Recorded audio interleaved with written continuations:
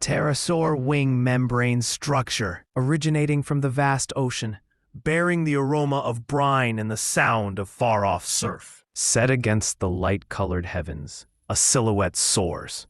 Wide appendages extended tightly, their width matching that of a contemporary small airplane. The animal leans into the wind, turning with an elegance that appears nearly without effort. This represents a pterosaur, an expert of prehistoric skies, and its appendages represent greater than simple extremities. They constitute complex organic sheets, formations that have baffled scientists studying ancient life for more than 100 years. The skeletal parts are recognizable sufficient. Lengthened front limbs featuring one enormously prolonged fourth digit upholding the appendage. However, the tissue that formerly expanded amid these skeletal elements has vanished, providing merely the slightest marks in several uncommon preserved remains. It exists within these spectral contours, where the genuine enigma resides. What constituted the pterosaur's appendage sheet actually composed of? And in what manner did it permit beings massing dozens of kilograms or greater to achieve aerial movement during an era when no avian had yet ascended to the atmosphere? Conventional explanations commence by likening to the sole existing creatures that employ sheet-like appendages presently, bats. Bat appendages consist of epidermis, musculature, neural pathways, and vascular channels, creating an active exterior that can bend, expand, and repair.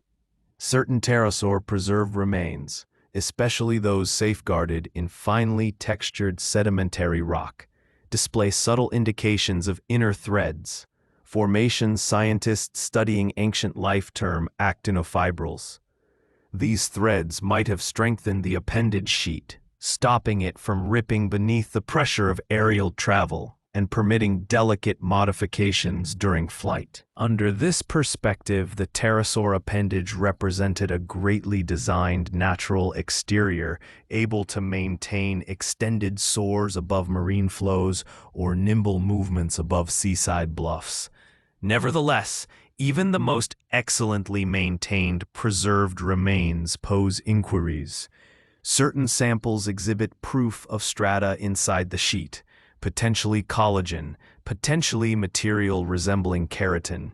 If that is the case, these strata might have provided extra durability and opposition to ecological harm, indicating that pterosaur appendages were sturdier than those of bats. But for what reason would natural selection prefer such intricacy? Was it solely a reaction to the requirements of substantial dimensions and extended distance journeys? Or did it fulfill roles we have not yet conceived? Within several outstanding preserved remains safeguarded in what formerly was a prehistoric shallow body of water, the borders of vascular channels and even tiny cell-like formations suggest an active appendage abundant with perceptual input. If pterosaurs could detect alterations in air force straight via their sheets, they could have managed to modify their aerial movement with remarkable accuracy, an ability contemporary soaring devices and unmanned aircraft continue to find difficult to duplicate. But these marks are uncommon and frequently incomplete, providing space for discussion. Were such modifications common amid pterosaurs or restricted to specific types adapted for particular habitats? There exists additionally the issue of connection. In the majority of recreations, the appendage sheet expands from the lengthened fourth digit to the flank of the torso, occasionally including the rear extremity. But in additional ones, the sheet appears to stretch completely to the lower leg or even the rear extension, creating a wider exterior. Did various pterosaur ancestries test out diverse appendage configurations? And if that is the case, in what way did these differences influence their aerial manner, pursuit method, or relocation conduct? Certain investigators have suggested that pterosaur appendages could have possessed a slender muscle stratum below the exterior, allowing precise alterations in form amid aerial travel. an ability no current bat or avian can perform to the identical degree.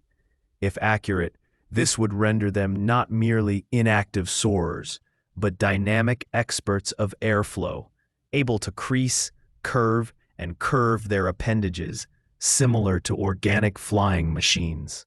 Additional individuals propose that the sheets could have been overlaid with pycnofibers, strand-like threads that might have supplied thermal regulation, safeguarding, or even airflow benefits. Preserved remains proof for pycnofibers upon the appendages is disputed, but if they existed, they might indicate endothermic body function powering the extended, power-requiring aerial journeys certain pterosaurs probably engaged in. Imaginative concepts extend even more. Might the makeup of pterosaur sheets have differed according to maturity or time of year? Young ones could have possessed gentler, more flexible appendages, permitting awkward initial aerial attempts and swift development, whereas mature ones formed harder, more climate-enduring formations. Certain scientists studying ancient life even speculate if the sheets might have been partly see-through, gleaming under the solar rays, similar to the appendages of particular bugs. If that is the case, could hue or designs within the sheet have been employed for courtship exhibitions, type identification, or even to frighten threats? The difficulty resides in the process of preservation as fossils.